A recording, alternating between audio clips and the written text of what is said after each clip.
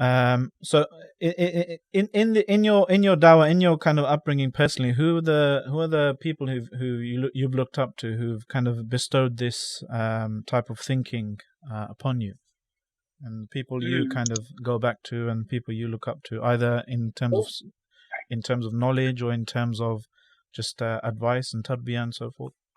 Clear. So it's been a long journey, and to be honest, the journey isn't over yet. But when I was younger, I had many different influential people in my life, directly or indirectly. And of course, at the head of them was my father. My father, he influenced me directly when I was with him in my presence. And when he wasn't there and I was not in my presence, he influenced me indirectly. Okay? And I've mentioned this story a few times before. My father, he passed away from cancer. And I remember before he passed away, the summer before I knew that he had cancer, he shared something with me. Okay? Two gems. And obviously, my father, he was a man of many talents, many arts, and from them was martial arts. And that's one of the reasons why I like martial arts so much, in the Eastern thought, not the shirk stuff, not the nonsense. Yeah, because a lot of people get caught up. Always good to know. Yeah, we're talking about the stuff that's in line with Islam. So he shared with me a statement of a famous martial artist, I won't mention his name, and a famous martial art philosopher. And that statement was, he said, research yourself, accept what is wholesome, discard what is useless, and ultimately build your own.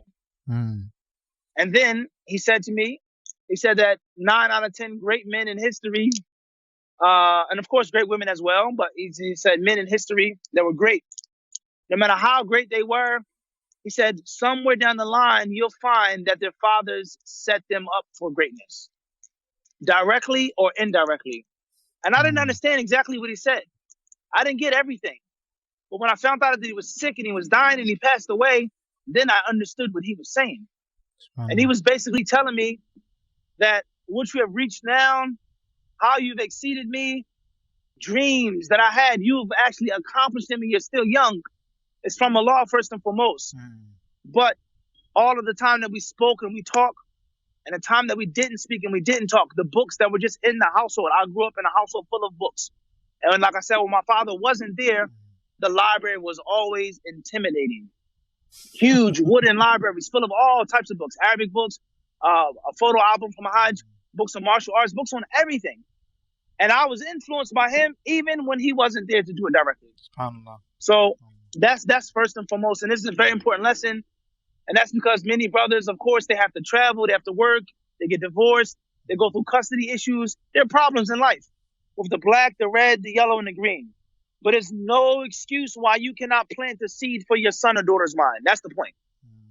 And that's what he was trying to tell me, is that even when you thought I wasn't there supporting you, I was.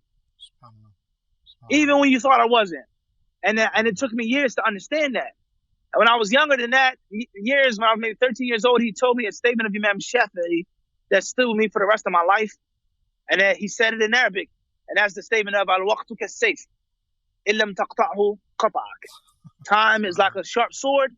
If you don't use it to cut, it'll be used to cut you. So at the top of the list of those who influenced me directly and indirectly, I have to be just, was my father, of course. That's first and foremost.